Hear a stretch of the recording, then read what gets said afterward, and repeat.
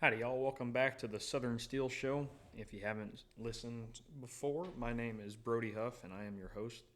Today, we're going to start off with a reading out of 2 Timothy. We're going to be reading through verse 1 through 17.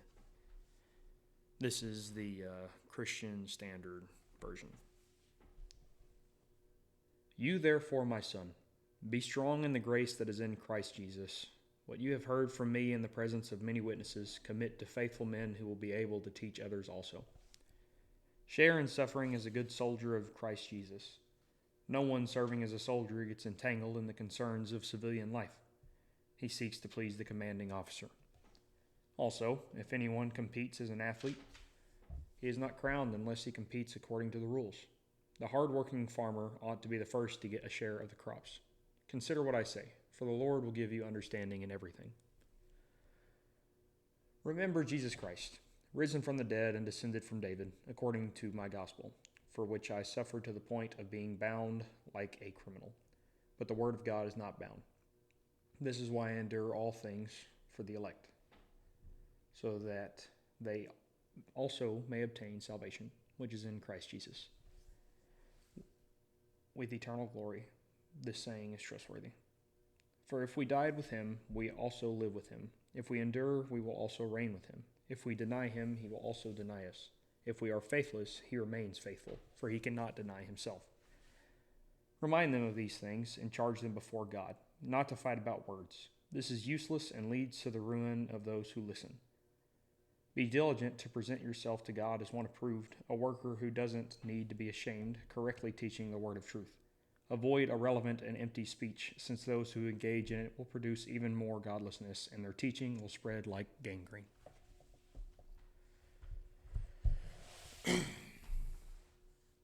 Apologies for the kind of slow, awkward reading style there. I'm in a room where the fans are casting shadows all along the Bible here, and I was losing my spot as I was trying to read.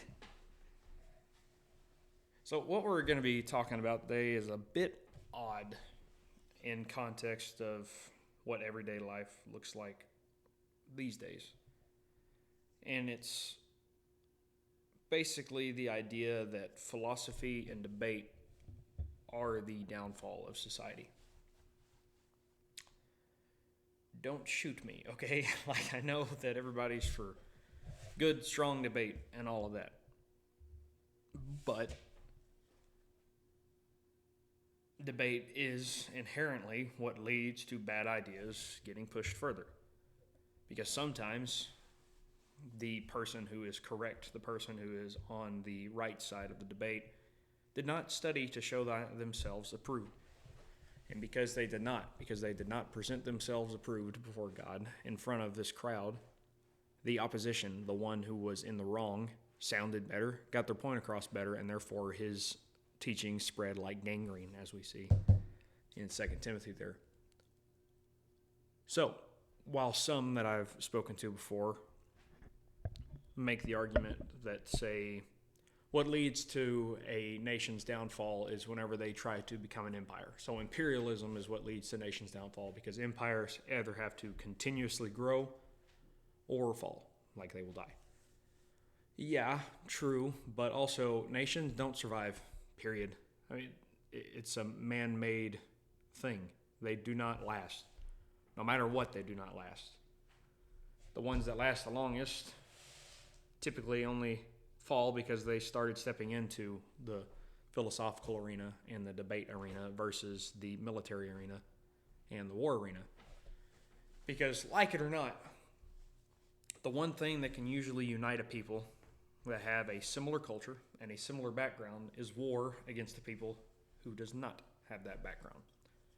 I'm not saying there can't be diversity of thought, but diversity of thought can only go so far before it's not only outside of the box, but outside of the realm of morality, I suppose. And once you start getting into that, that's what starts leading to decay in which you cannot come back from, which is what gangrene is. Once gangrene has taken over a limb, you can't get your limb back. You got to amputate it. So, what does that mean for us in today's world?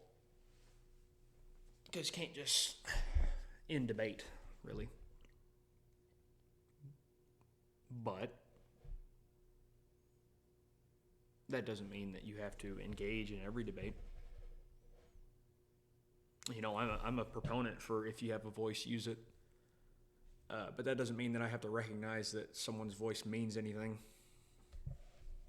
There's some people that talk and the only thing coming out of their mouths is a pile of cow crap. So it's like, I don't care what you have to say. I've already said before in previous podcasts that say I was to debate someone on the topic of abortion or something like that. I'm probably not actually going to debate that person because it's like, okay, you think that it's okay. So you think it's okay to murder a child.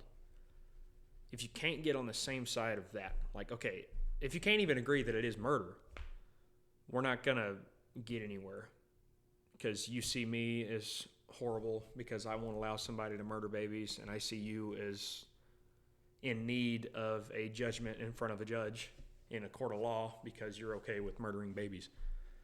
So there's a wall there that will not be broken down by debating that topic. That doesn't mean I won't talk to you. It just means I won't talk to you about that. Because that's useless. The talk should be pointed towards Christ. And if you won't hear that, then you won't hear anything. So why talk to you at all? You know? And, I mean, I don't have many people who are with me on this by any means. I don't have many friends that agree with that. I don't actually know if I have any friends that agree with that. And I don't have any family that agrees with that. My dad is probably the one that I could say is the closest to me on that, but I don't think that he would agree with me on that basis. He's just not of the thought process that there's never a time to stop the debate and move into more physical measures. So I got him there. That's good. You know, he can agree with me on that, but he's not of the thought process that people are just not worth debating sometimes or arguing or whatever you want to call it. But there are people that are not worth talking to. And that's like a sucky reality that people are not going to cling to. They're going to cast it off and try to get rid of it because people don't like the truth. All right? Like, they never have liked the truth. They never will like the truth. There are very few people who can look at something as benevolent, I suppose you could use that word, as the truth, and go, yes, I want more of that. Because oftentimes it's horrifying. Because whenever you follow things like that to their logical conclusion, it's like, okay, how do you get rid of this trap so that others that think like me don't fall into the weakness of, okay, I'll debate them. I think I can win, and then they lose, and that person's ideas get spread further. Because you also can't get rid of these conversations. It's a very odd line to walk. That's why dictatorships and things like that often come to an end, is because they try to get rid of the opposition outright, and it's like, no, you can't do that either. You have to let them be stupid enough that people realize they're dumb. You can't give them too much stock so that your ideas are weakened and theirs are strengthened. But if you try to silence someone, then the obvious thing for everyone watching this is like, oh, the one that's being silenced must be the one that's right. We see that in the conservative thought process at the moment. There's a growing population of people who hold to ideas that are coming from people like Nick Fuentes or Candace Owens or things like that.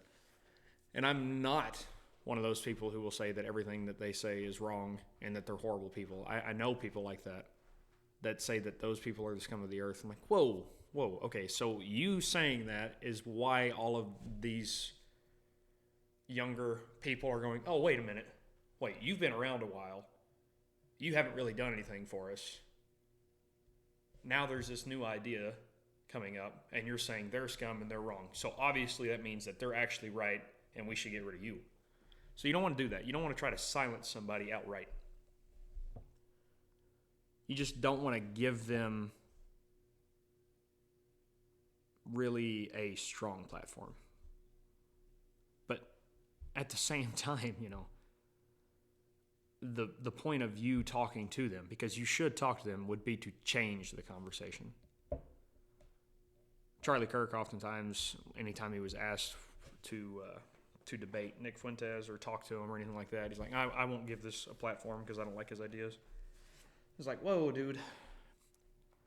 That's not really the way to go on this. And we've seen that it backfired because Nick's show has grown and his influence has grown as well. So it didn't do what Charlie wanted it to do. Charlie has the influence to have brought Nick on and just not allowed him to talk about certain things, not by saying don't talk about this, but by just guiding the conversation in the way that he wanted it to go so that he could get to whatever root issues might be the cause of the ideas that he didn't agree with Nick. But obviously, there's nothing you can do about that now. But we've seen an explosion in the growth rate in that side of politics was already starting to speed up. But since everything went down with Charlie, it has exploded. People are getting racist fast. And, I have said things that will get me accused of being a racist. I don't care, because accusations and the truth are not the same thing, hardly ever. Whenever it comes to somebody going, well, it's this way because you said this. I'm like, it was a word. That doesn't mean anything. I don't care about your race. I really don't. I could care less about what color you are. That doesn't matter. I'm a culturalist. I care about your culture. I had an interesting conversation with a buddy of mine who will be on the show eventually, named Caleb Grubb. He's out of New York. He's trying to get his own platform started at the moment. I know he's trying to come up with a name and get his, I believe it's called an RSS code, which is like a specific code that gets your podcast put up on multiple platforms. He's trying to get those spread out so that whenever he launches, he doesn't have this weird, is it on this platform? Is it on that platform? It's like, no, it's just on everything. You don't have to worry about it. Kind of like I've had to deal with and still do. I cannot get this up on YouTube Music. I tried. I failed. I can't figure it out.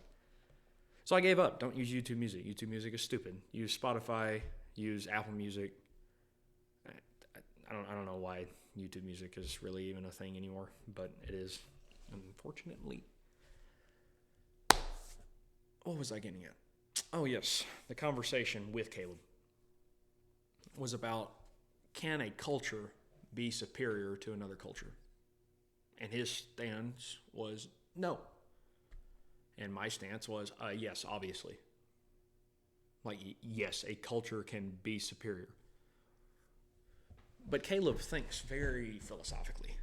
And there's a good chance that when I eventually have him on, we talk about this question again. But I'm just going to give you my stance because I can't correctly interpret what he was trying.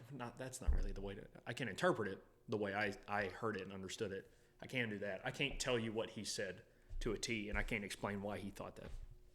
But what I understood from what he was saying is that because I'm a part of one culture, I'm obviously going to think that my culture is better. Yes, I do. Like, yeah, I guess that's a reason, is because I am part of this culture, so I think it's better. So then his point was, well, therefore, you can't say that another's culture isn't good, because if you're part of theirs, then you think that yours was better. I'm like, I suppose. However, although it's not something that perhaps someone would admit when they come to the U.S., if people are coming here because life is better, then they are admitting with their actions, even if they refuse to do so with their words, that our culture is better. And that's because it's based on European culture. European culture was influenced the heaviest by Christianity. There were other cultures that are influenced by Christianity. But it was installed the earliest to a point where it was like the main reason for most of European growth before it really made its way into any of the other cultures. Because, unfortunately enough, we know historically that Africa started to have a large Christian population, and they probably would have been right there with Europe as far as the growth explosion that Europe saw because they held to Christian beliefs, but then the Muslims popped up and just dominated North Africa, which is where Christianity was growing, and kind of silenced it in that area. They couldn't get rid of it all the way, but there was never really a chance after Muslims popped up, after Islam started, for Christianity to ever gain the same kind of foothold that it did in Europe in Africa. So European culture is superior in my eyes, not because it's European, not because it's by a bunch of white people. That doesn't mean anything. It's because it was influenced the longest and the heaviest by Christian values. And that's it. That's my only argument point. I don't think that our culture is better because we like to use forks and spoons instead of eating food with your hands. Like, why buy a fork and a spoon? You can eat with your hands. Like, I don't really care. Or, why have giant marble buildings whenever you can just build something out of wood? Like, what's a lot easier to work with? So I see the practicality in other cultures, but how do I say this? Christianity promoted beauty and elegance and things like that, which is why you had these other things pop up. Why do we use utensils instead of eating with our hands? Because it was seen as more civilized. You want to be more civilized because you want to be more moral, and those things just seem to kind of come together.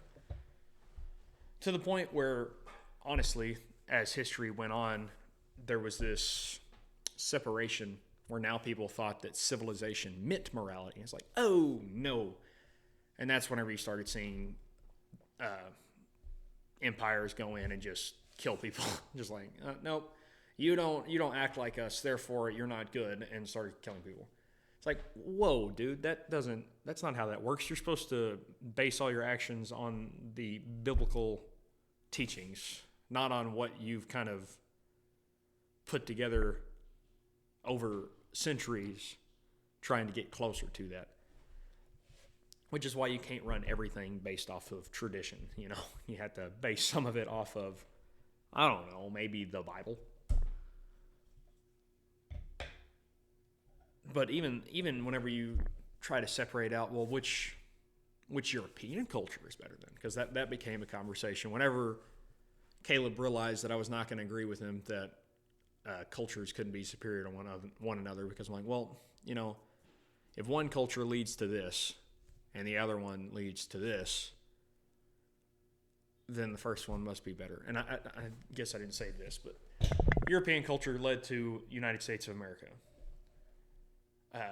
Indian culture has led to a caste system where some people are born. It's like, well, you're never going to make anything of yourself, so beg in the streets. And it's because culture is influenced by religion. You can't get away from that. A culture is influenced by religion. There is not a culture out there that is not. There are secular cultures that have over time tried to distance themselves from God. But even then, they can't escape the influence of Christianity or Islam or Hinduism or Shinto, I think is what Japan does. But I don't know. France. France is an awesome example. France has tried to distance itself from Christianity over time as best they can. And they kind of suck. Like, I don't like France. France is stupid because they've tried to get away from Christianity, which is why they've been flooded with a bunch of Muslim migrants over time and ruined their country. But even then, I would still a lot rather live in France than I would in, like, Iran, because they still have remnants of that Christian European culture. Because they didn't start out Islamic. They've just made themselves that because they're weak. Whereas other nations that have more so stuck to Christian values, like Poland, or not so much as it once was, we're trying to get back to it here in America, but we stuck to it for a while, and we stayed good. We kept these values in our generations, in our schools, in our people, and how we live life. And even whenever you tried to separate out Christianity, you still tried to keep the morals out of the Bible. So you tried to remove Jesus from biblical teachings, which means that you don't have the full picture of what morality is, but you still know some things are right or wrong. Like, even a liberal who doesn't understand what all murder applies to, if you just ask them, is murder okay? Most of them are going to go, no, what are you talking about? Why would you just kill somebody? But then you start getting into like specific details, like, well, was it okay to assassinate Charlie Kirk?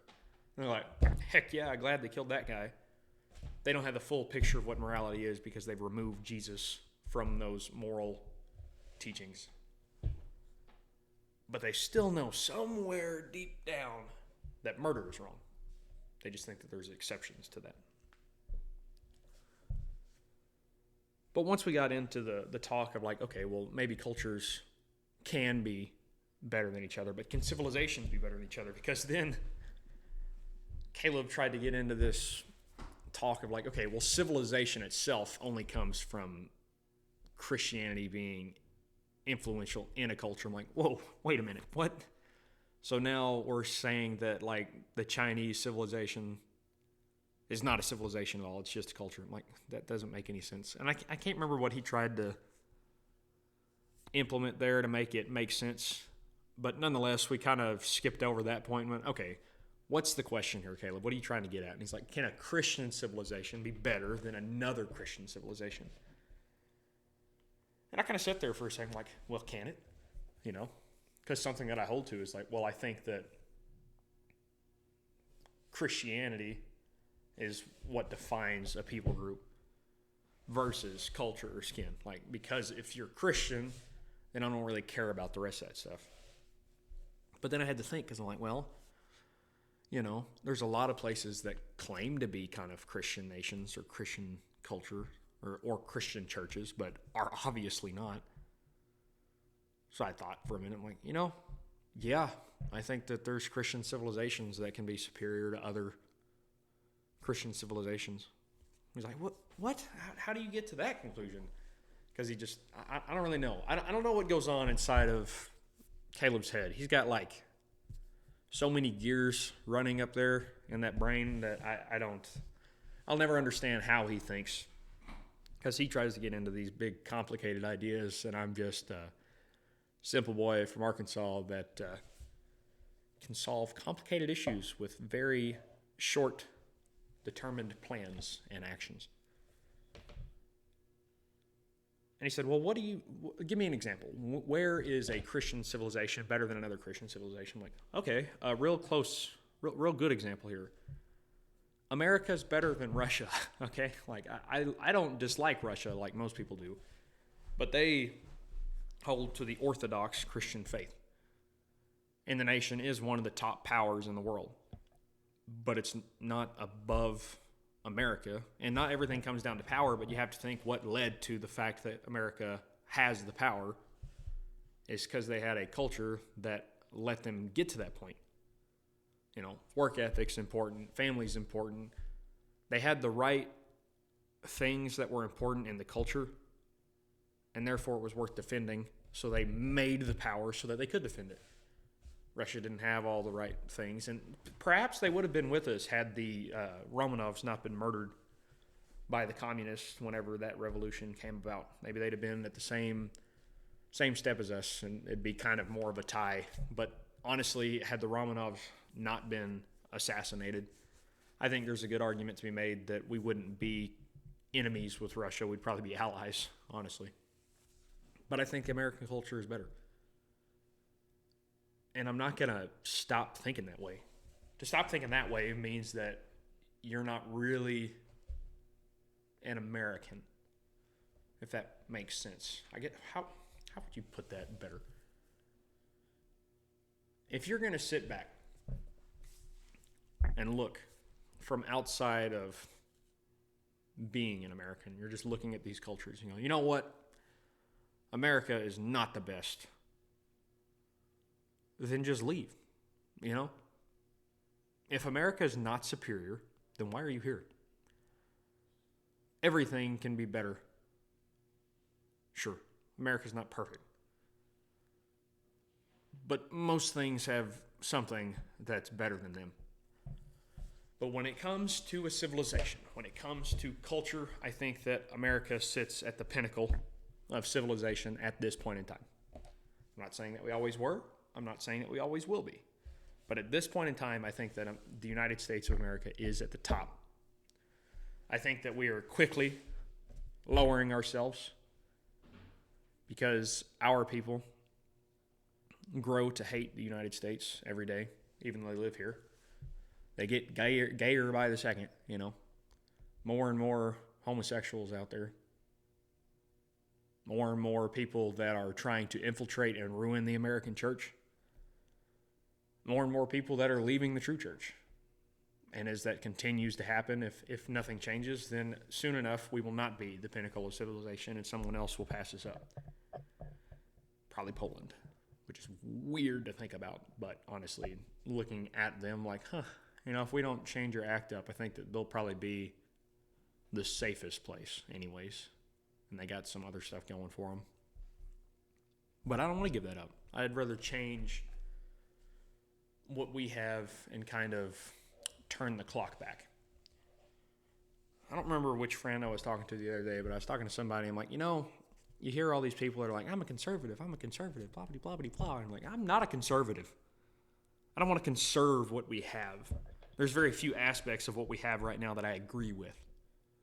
I want to conserve the land that we have, the environment that we have as far as the wild lands that have not yet been developed. I'd like to conserve them so that there's always some proof of God's natural beauty out there that's untouched by man. And that's more of a personal issue for me. It's not as big of a political or national issue. It's just, hey, dude, I think that this is important to have around. And then I would like to, keep guns around, but even then, I don't want the rules that we have right now. Like, honestly, I don't think that I could look at one thing in the American government right now that I would not rather move backwards and forwards. So I'm not a conservative. I don't want to keep what we have. I want to get what we once had back. I want glory once more for the United States of America. Because right now we're not really, the flag's not really like, it's Old Glory. It represents this glorious nation. It's like, yeah, it's a flag of a kind of dying nation, to be honest, but it's just still pretty. It's like, whoa. If that's the point that you've gotten to, or even if you love America and you love everything that we're supposed to stand for, you can look at this nation and go, okay, I don't actually love much of anything that we stand for right now because weak men have been in charge for too long. When strong men decide, you know what, I don't want to deal with the problems that come with running a nation. Or you know what, I really just want to sit back and have a peaceful life. Strong men are not made for peace. Strong men should be able to be capable of peace, but they're not made for peace. Strong men are made for war. They're called to be soldiers. And that doesn't mean, hey, go be in the military. That means there's always some kind of war going on. And if you choose to sit aside because, I really don't want to get involved with that, somebody else will handle this. You're right, somebody else will handle it. It'll be a weak person that eventually subjects you to strong laws. And you won't have a good way to fight back anymore. But that doesn't mean that you can't fight. Because your strength itself can't be taken. Defenses against you can be made. They can build up fortresses, that's not a word, fortresses and walls that can defend them from you, sure. They can make social media censorship a thing where maybe they try to silence your voice now because it's not just a man's body that is strong, but a man's voice. Try to silence his ideas, try to silence what he says. Trying to just get rid of you passively. But a strong man is the one that stands up and goes, you know what? No more. That sword on the mantle has been sitting there for a while, and I didn't really ever want to pick it up again. Or maybe it's like, it's been there since my grandpa put it up there. My dad didn't really do anything with it. Grandpa did whenever he was a kid, and then he never did again. But, it's still pretty sharp. Still pretty shiny. It's still fairly effective. I think I'm going to use it. And when enough men have decided, you know what? I think I'm going to use that, things will start changing. It only takes the actions of a few to get a ball rolling. If I'm not mistaken, the amount of people who fought in the Revolutionary War on the side of the United States was about 10% of the population. The Reconquista of Spain, and in the end, most of Europe, was started by 40 guys in the Spanish Hills. I think it's safe to say that 40 people is a lot less than 10% of the population at the time to drive out the Muslims. It don't take very many of us. It just takes a few determined people to do as our forefathers once did and pledge their, what's the old saying?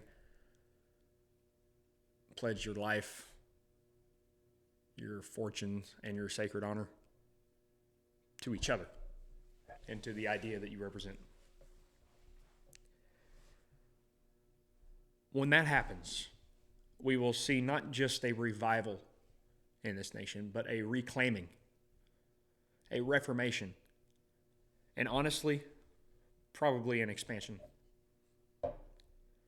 I'm working on a book right now on that very idea. Perhaps I don't want to be someone who debates everyone, but I also won't be someone who sits aside and does nothing. And I'm trying to catch up to the strength of my voice with my body. I'm working out, trying to eat better, trying to get to where my physical strength can match my mental strength and strength of language. But as of right now, I will use the strengths that I have. So I'm writing a book. I'm not going to tell you what it's called. I'm not going to tell you everything that it encapsulates. But let's just say it's time for a reconquest of the United States of America. How do we get there? How do we do that? That's what it will be about.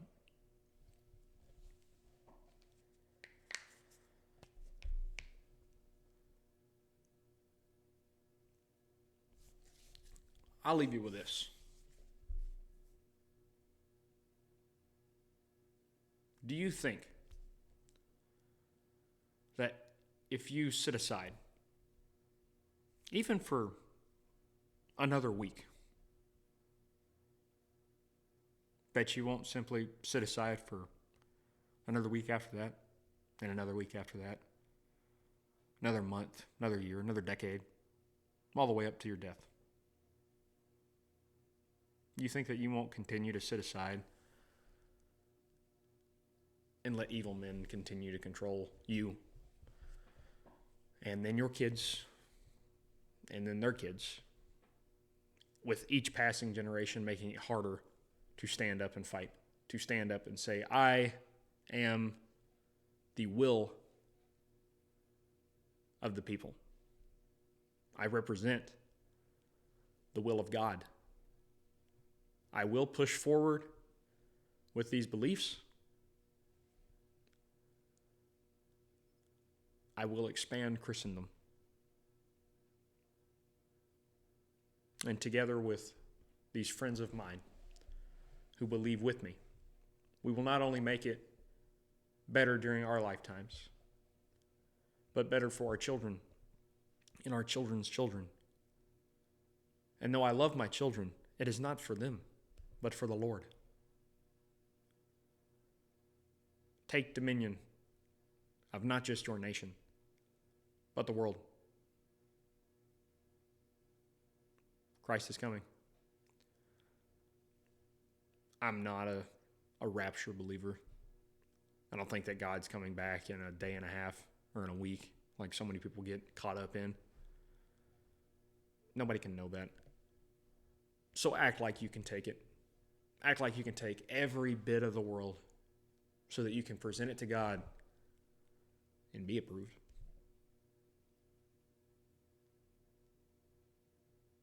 After all, don't you want to hear, well done, good and faithful servant.